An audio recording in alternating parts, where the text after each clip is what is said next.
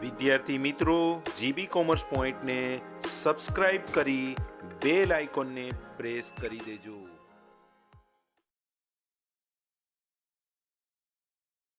હાલો વિદ્યાર્થી મિત્રો, હું બહેરુની સર જીબી કોમર્સ પોઈન્ટમાં આપનું હાર્દિક સ્વાગત કરું છું.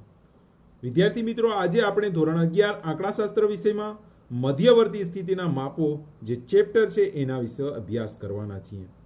આપણે આ અગાઉના વિડીયોમાં જોયું કે મધ્યવર્તી સ્થિતિના 3 માપ હતા, એમાંથી મધ્યક આપણે કમ્પ્લીટ કર્યું. હવે બીજો માપ લઈએ, સ્થાનીય સરેરાશના માપ, જેને આપણે મધ્યસ્થ પણ કહી શકીએ છીએ. એના ટોટલ 4 પ્રકારો છે: મધ્યસ્થ, ચતુર્થકો, દશાંશકો અને શતાંશકો. તો અત્યારે આપણે મધ્યસ્થનો અભ્યાસ કરીએ. હવે મધ્યસ્થનો અર્થ પહેલા જાણીએ કે મધ્યસ્થ કોને કહેવાય. તો વિદ્યાર્થી મિત્રો, મધ્યસ્થ એટલે આપેલ માહિતીને ચડતા કે ઉતરતા ક્રમમાં ગોઠવતા તેના મધ્યમાં આવેલ અવલોકનની કિંમતને મધ્યસ્થ તરીકે વ્યાખ્યાયિત કરવામાં આવે છે, જેને એમ વડે દર્શાવવામાં આવે છે. એટલે કે વિદ્યાર્થી મિત્રો, જે આપેલ માહિતીના અવલોકનો હોય એને ચડતા કે ઉતરતા ક્રમમાં ગોઠવી દેવામાં આવે અને વચ્ચે જે આવે મધ્યમાં, એ મધ્યમાં જે અવલોકનો હોય એ જે તે માહિતીનું મધ્યસ્થ કહેવાય. હવે મધ્યસ્થના સૂત્રો જોઈએ. આપણને ખ્યાલ છે કે માહિતીનું વર્ગીકરણ 2 રીતે થાય છે: ક્રિયાત્મક માહિતીનું, અવર્ગીકૃત માહિતી અને વર્ગીકૃત માહિતી. એ બંનેમાં આપણે સૂત્રો જોઈએ. તો અવર્ગીકૃત માહિતીમાં m બરાબર n વત્તા 1/2 માં અવલોકનની કિંમત. આ માં અવલોકનની કિંમત લખવું જરૂરી છે. છેલ્લો જે જવાબ આવે ત્યારે લખાય નહીં. સેકન્ડ n એટલે શું? તો કે n એટલે તમને ખ્યાલ જ છે કે પ્રાપ્તાંકો અથવા અવલોકનો જે હોય છે એની સંખ્યા. વર્ગીકૃત માહિતીમાં 2 પ્રકાર પડે છે: અસતત આવૃત્તિ વિતરણ અને સતત આવૃત્તિ વિતરણ. તો સૌપ્રથમ અસતત આવૃત્તિ વિતરણનો સૂત્ર જોઈએ.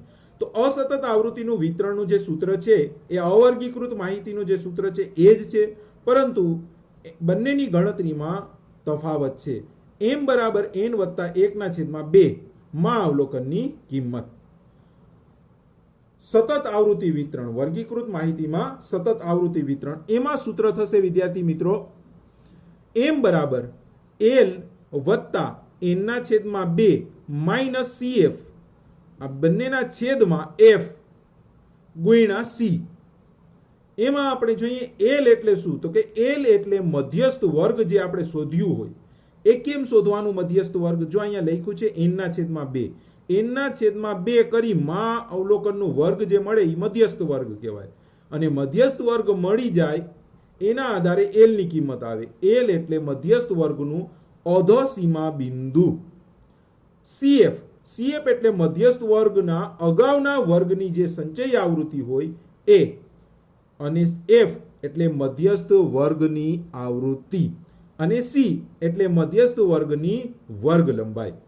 હવે એક ઉદાહરણ કરીએ એટલે વધુ સ્પષ્ટ રીતે આપણને ખ્યાલ આવશે. સૌપ્રથમ ઉદાહરણમાં આપણે અવર્ગીકૃત માહિતી લઈએ. તો અવર્ગીકૃત માહિતીમાં વિદ્યાર્થી મિત્રો ઉદાહરણ 17 લઈએ. ઉદાહરણ 17 માં જુદા જુદા સપ્તાહમાં એક ફેક્ટરીમાં ઉત્પાદન થયેલ એકમોની સંખ્યા 80, 85, 90, 92, 68, 80, 72, 63, 55 છે. તો ઉત્પાદનનો મધ્યસ્થ શોધો. સૌપ્રથમ આ માહિતી જે આપી છે એ અવર્ગીકૃત છે, તો એને આપણે ચડતા ક્રમમાં ગોઠવી દઈએ. વિદ્યાર્થી મિત્રો, તમે ઉતરતા ક્રમમાં પણ ગોઠવી શકો છો, પરંતુ આપણે કોઈ એક જ વસ્તુ રાખશું જેથી કરીને તમને વારંવાર ચેન્જીસ કરવા પડે નહીં. આપણે ચડતા ક્રમમાં ગોઠવશું. તો ચડતા ક્રમમાં ગોઠવીએ તો સૌપ્રથમ 55.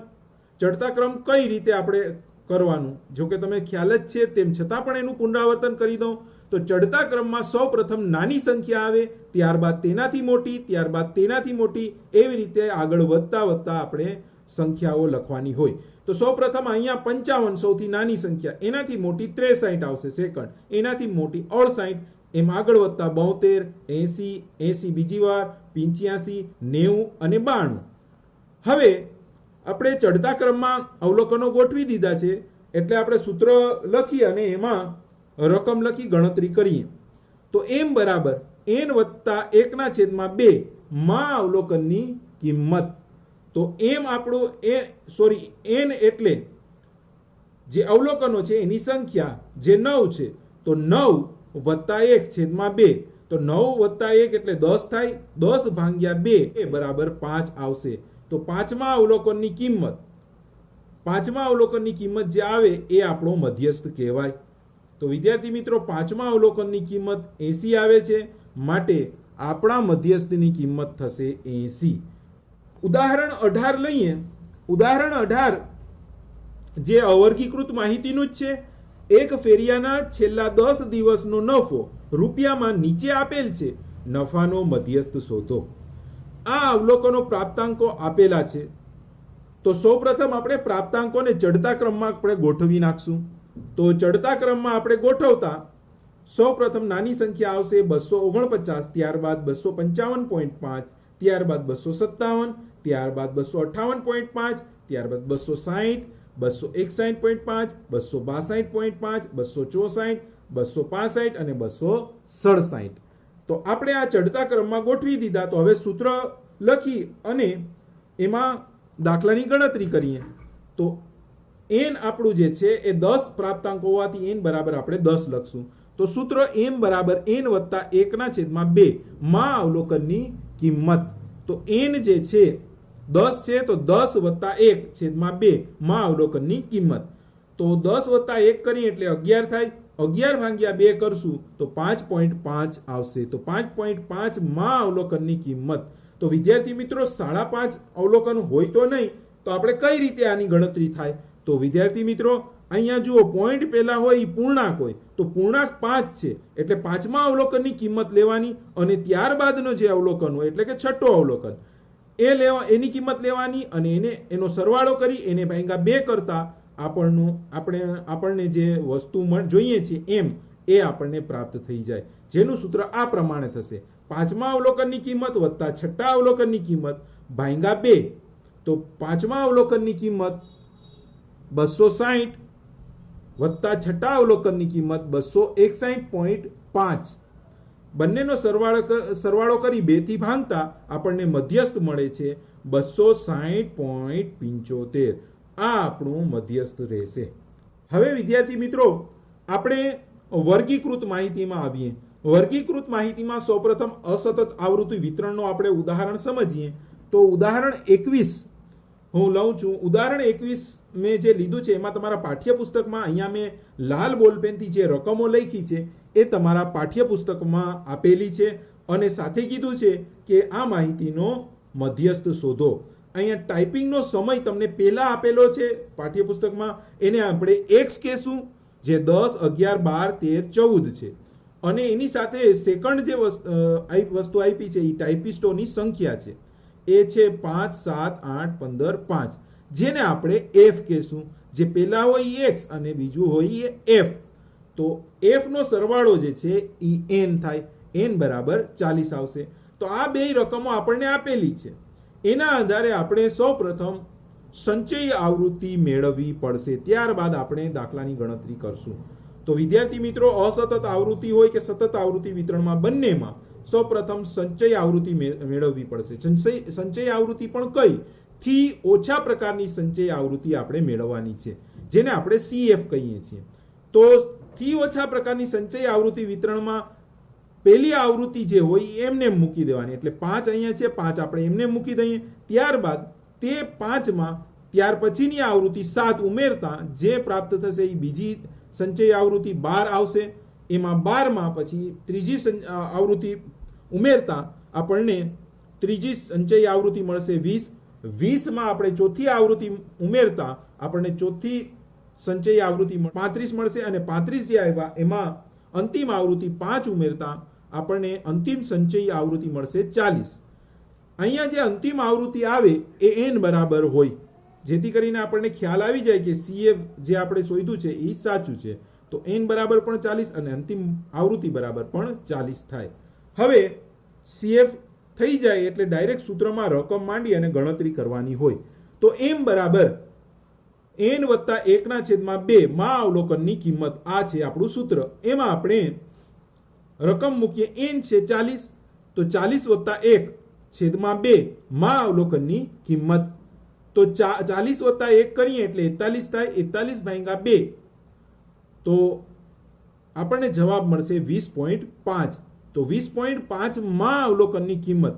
અહીંયા પણ આપણે આ અગાઉના દાખલામાં જેમ કર્યું એ જ રીતે આ કરશું. પોઈન્ટ પહેલા જે હોય એ પૂર્ણાંક સંખ્યા હોય એનો અવલોકનની કિંમત આપણે લેશું અને ત્યારબાદના અવલોકનની કિંમત લઈ અને બંનેનો સરવાળો કરી 2 થી ભાંગશું. તો 20માં અવલોકનની કિંમત લેશું અને 20 પછી 21 આવે એટલે 21માં અવલોકનની કિંમત લેશું. એ બંનેનો સરવાળો કરી 2 થી ભાંગશું તો આપણને જવાબ મળશે. તો 20માં જેનું સૂત્ર થશે 20માં અવલોકનની કિંમત પ્લસ 21માં અવલોકનની કિંમત ભાગ્યા 2. તો 20માં અવલોકનની કિંમત વિદ્યાર્થી મિત્રો આમાં કેમ જોવાની? એક ખાસ બાબત તમારા માટે મહત્વની છે. તો 20માં અવલોકન CF માં જોવાનું વિદ્યાર્થી મિત્રો, એ બાબત ખાસ ધ્યાનમાં રાખવાની. તો 20 જે છે એ અહીંયા 20 માં આવે. એના સામે 20 ના સામે જે x ની કિંમત હોય એ 20માં અવલોકનની કિંમત કહેવાય. તો અહીંયા 20 જે છે અહીંયા છે અને 20 ની સામે છે 12. તો 20માં અવલોકનની કિંમત થશે 12. ત્યાર પછી આપણને 21માં અવલોકનની કિંમત કીધી છે. તો 21માં અવલોકન જે છે એ 35 માં આવે, કારણ કે 21 થી લઈ અને 35 સુધીની બધી સંખ્યા એ 35 માં આવે. તો 21માં અવલોકનની કિંમત 35 માં આવતી હોવાથી 35 CF ની સામે જે અવલોકનની કિંમત હશે એ આપણો 21માં અવલોકનની કિંમતનો જવાબ હશે, જે 13 છે. તો આપણે એ બંને બાબતો સૂત્રમાં મૂકી દઈએ. 20માં અવલોકનની કિંમત 12, 21માં અવલોકનની કિંમત 13, એને ભાગ્યા 2. તો બંનેનો સરવાળો કરીએ એટલે 25 થાય. 25 ભાગ્યા 2 કરીએ એટલે 12.5, જે આપણો અંતિમ જવાબ મધ્યસ્થ થશે. તો આ રીતે તમારે વર્ગીકૃત માહિતીમાં અસતત આવૃત્તિ વિતરણ હોય તો તમારે આ રીતે એની ગણતરી કરવાની રહેશે. વિદ્યાર્થી મિત્રો, અહીંયા પોઈન્ટમાં જવાબ આવ્યો છે. જો પોઈન્ટમાં ન આવે તો આ પછી ગણતરી કરવાની ન હોય, તમને મધ્યસ્થ ડાયરેક્ટ મળી જાય. અહીંયા જે 2 કિંમતો લીધી છે એની જગ્યાએ એક જ કિંમત આવે. દાખલા તરીકે 20 અહીંયા આવ્યા હોત તો 20માં અવલોકનની જે કિંમત હોત એ આપણો જવાબ રહે. ત્યાર પછી વિદ્યાર્થી મિત્રો, વર્ગીકૃત માહિતીમાં સતત આવૃત્તિ વિતરણનો આપણે ઉદાહરણ લઈ અને એને સમજીએ. તો ઉદાહરણ 22 લઈએ જે સતત આવૃત્તિ વિતરણનો છે.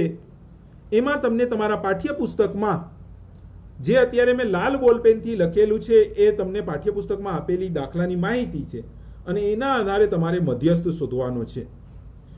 અહીંયા વર્ગો હોવાથી આપણે કહી શકીએ છીએ કે આ સતત આવૃત્તિ વિતરણ છે. જો વર્ગો ન હોય તો એને અસતત આવૃત્તિ વિતરણ કહેવાય અને સાથે આવૃત્તિ એને હોય જ. વર્ગોમાં આપણને 0 થી 39, 40 થી 79 એવી રીતે 160 થી 199 સુધી આપ્યા છે અને સાથે સાથે આવૃત્તિ આપી છે જેનો સરવાળો n થાય અને n બરાબર 50 થાય છે. અહીંયા પણ અસતત આવૃત્તિ વિતરણની જેમ સંચયી આવૃત્તિ મેળવવી પડશે. સંચયી આવૃત્તિથી ઓછા પ્રકારની સંચયી આવૃત્તિ મેળવવાની રહેશે. પરંતુ એના પહેલા દાખલો સ્ટાર્ટ કરીએ એના પહેલા હું તમને સમજાવી દઉં કે આ દાખલો થોડોક બીજા દાખલાઓ કરતા મોટો હોવાથી હું તમને સ્ટેપ વાઇઝ કરાવીશ. તો સ્ટેપ નંબર 1 માં આપણે સૌપ્રથમ CF એટલે કે સંચયી આવૃત્તિથી ઓછા પ્રકારની શોધવાની રહેશે. તો સ્ટેપ નંબર 1 કરીએ. સંચય આવૃત્તિમાં જે પ્રથમ આવૃત્તિ હોય થી ઓછા પ્રકારમાં એ જ પહેલા મૂકી દેવાની, એટલે 2 મૂકી દીધા. એ 2 માં બીજી આવૃત્તિ 14 ઉમેરતા આપણને બીજી સંચય આવૃત્તિ 16 મળશે. 16 માં ત્રીજી આવૃત્તિ 23 ઉમેરતા આપણને ત્રીજી સંચય આવૃત્તિ મળશે 39 અને 39 માં ચોથી આવૃત્તિ ઉમેરતા 7 આપણને સંચય આવૃત્તિ મળશે 46. 46 માં ત્યાર પછીની અંતિમ આવૃત્તિ 4 ઉમેરતા આપણને અંતિમ સંચય આવૃત્તિ મળશે 50. n અને અંતિમ આવૃત્તિ જે છે એ બંનેની સંખ્યા સરખી હોવી જોઈએ. તો આપણે CF મેળવી લીધા. ત્યાર પછી આપણો બીજો સ્ટેપ રહેશે મધ્યસ્થ વર્ગ મેળવવો. તો મધ્યસ્થ વર્ગ વિદ્યાર્થી મિત્રો એનો સૂત્ર છે. આ સૂત્ર થોડોક બીજા કરતા અલગ થશે. આપણે જે એના પહેલા મધ્યસ્થ અસતત આવૃત્તિ વિતરણ અને અવર્ગીકૃત માહિતીમાં જે શોધ્યું એનાથી થોડુંક +1 એમાં કરતા હતા, અહીંયા +1 નહીં આવે. મધ્યસ્થ વર્ગનું સૂત્ર થશે n/2 માં અવલોકનનો વર્ગ. તો n છે 50, 50/2 માં અવલોકનનો વર્ગ. 50/2 કરતા આપણને 25 મળશે. તો 25 માં અવલોકનનો વર્ગ એ મધ્યસ્થ વર્ગ થશે. તો 25 આપણે જોઈએ કે કેમાં આવે, સંચય આવૃત્તિમાં જોઈએ. તો વિદ્યાર્થી મિત્રો જુઓ અહીંયા 16 છે અને 16 પછી ડાયરેક્ટ 39 આવે છે. તો 16 અને 39 ની વચ્ચે જ 25 આવે તો આપણે કહી શકીએ કે 16 પછી 39 આવે છે, માટે 39માં આવશે. તો 39 ની સામે જે વર્ગ હશે એ આપણો મધ્યસ્થ વર્ગ કહેવાશે. તો અહીંયા 39 ની સામે આવે છે 80 119 જે આપણો મધ્યસ્થ વર્ગ છે, પરંતુ અહીંયા અનિવારક છે. તો મધ્યસ્થ વર્ગ અનિવારકમાં ન હોય એને નિવારકમાં ફેરવવું પડશે. તો આપણે અહીંયા લખીએ 25મા અવલોકનની સામે મધ્યસ્થ વર્ગ 80 થી 119 છે, જેને આપણે નિવારક વર્ગમાં કન્વર્ટ આ રીતે કર્યું. કઈ રીતે કરાય વિદ્યાર્થી મિત્રો? અનિવારક હોય એમાં પહેલી સીમા હોય નીચલી સીમા, એમાંથી 0.5 બાદ કરવાના, એટલે 80 માંથી 0.5 બાદ કરીએ એટલે 79.5 આવશે. અને બીજી જે ઉપલી સીમા છે એમાં 0.5 ઉમેરવાના, તો 119 માં 0.5 ઉમેરતા 119.5 આવશે. તો અનિવારક નિવારક વર્ગ આપણને મળી ગયું. હવે આપણે ત્રીજો સ્ટેપ કરીએ. સ્ટેપ નંબર 3, મધ્યસ્થ વર્ગના આધારે 4 કિંમતો મેળવવી. 4 કઈ છે? L, CF, F અને C. તો L જે છે એ આપણે જે મધ્યસ્થ વર્ગ શોધ્યું જે નિવારક છે એની અધસીમા બિંદુ. તો અધસીમા બિંદુ 79.5 થશે, જેને આપણે નીચલી સીમા પણ કહી શકીએ છીએ. તો L બરાબર 79.5. CF એટલે આપણો જે મધ્યસ્થ વર્ગ છે એના અગાઉની સંચય આવૃત્તિ. તો વિદ્યાર્થી મિત્રો જુઓ, અહીંયા આપણો મધ્યસ્થ વર્ગ છે 80 થી 19, એના અગાઉનું વર્ગ 40 થી 79 અને એની સંચય આવૃત્તિ છે 16. તો 16 આપણું CF થશે. એ જ રીતે F જે સૂત્રમાં છે જ, તો F જે છે એ મધ્યસ્થ વર્ગની આવૃત્તિ. તો મધ્યસ્થ વર્ગ 80 થી 119 છે, એની સામે જે આવૃત્તિ છે એ આપણા મધ્યસ્થ વર્ગની આવૃત્તિ કહેવાય. તો F આપણું થશે 23. તો અહીંયા આપણે CF બરાબર 16, F બરાબર 23 અને C બરાબર 40. C એટલે વર્ગ લંબાઈ. તો વર્ગ લંબાઈ નિવારક વર્ગના બંને કિંમતો વચ્ચે જે હોય વર્ગ, એ બંને વચ્ચેનો તફાવત છે. તો 79.5 અને 119.5 વચ્ચેનો તફાવત જે છે એ 40 છે. તો વર્ગ લંબાઈ 40. સ્ટેપ નંબર 4 અને અંતિમ સ્ટેપ, સૂત્ર લખી જરૂરી ગણતરી કરી m મેળવવો. હવે વિદ્યાર્થી મિત્રો આપણો સૂત્ર છે m બરાબર L વત્તા n ના છેદમાં 2 માઇનસ CF છેદમાં F ગુણ્યા C. હવે સૂત્રની અંદર આપણે જે કિંમતો છે એ મૂકી દઈએ. L છે 79.5 વત્તાની નિશાની, અંશમાં n ના છેદમાં 2. હવે n ના છેદમાં 2 આપણે શરૂઆતમાં જ મેળવી લીધા છે. જુઓ, n ના છેદમાં 2 કેટલા આવ્યા છે? આ 25 છે. તો એ 25 ને આપણે અહીંયા n ના છેદમાં 2 ની જગ્યાએ મૂકી દઈએ. આ 25 માઇનસ CF, તો માઇનસ CF ની કિંમત છે 16 મૂકી દઈએ અને ગુણ્યા C. તો C જે છે એ 40 છે, તો 40 મૂકી દીધા અને છેદમાં F છે 23, તો છેદમાં 23. હવે એની ગણતરી કરીએ. ગણતરીમાં સૌપ્રથમ તમારે આ બાદબાકી કરવાનું. અંશમાં જે છે 25 ઓછા 16 એની બાદબાકી કરવાની. બાદબાકી કર્યા પછી આપણે અંશ અને 40 નો ગુણાકાર કરશું. અહીંયા જે હોય કિંમત એનો અંશ સાથે ગુણાકાર કરવાની બાદબાકી કર્યા પછી, અને પછી ભાગાકાર કરવાનો. તો વિદ્યાર્થી મિત્રો 25 માંથી 16 જાય તો 9 વધશે. તો અહીંયા જુઓ 79.5 એ આપણે એમને લઈ લીધા, પ્લસ 25 માઇનસ 16 કર્યા તો 9 આવ્યા અને છેદમાં 23 ગુણ્યા 40. તો 9 ગુણ્યા 40 પહેલા કરશું અને પછી એને ભાગ્યા 23 કેલ્ક્યુલેટરમાં કરતા આપણને જવાબ મળશે 15.6522. પોઈન્ટ પછીના 4 અંક આપણે લેવાના અને 79.5 જે ઉપર છે એ આપણે અહીંયા એમને મૂકી દીધું અને વચ્ચે પ્લસની નિશાની, તો પ્લસ એમને. હવે આ બંનેનો સરવાળો કરીએ તો આપણને મળશે 95.1522. પરંતુ આપણો અંતિમ જવાબ જે છે એ પોઈન્ટ પછીના 2 જ અંક એમાં દર્શાવવાના હોય. તો m બરાબર થશે 95.15. આ આપણો જવાબ છે.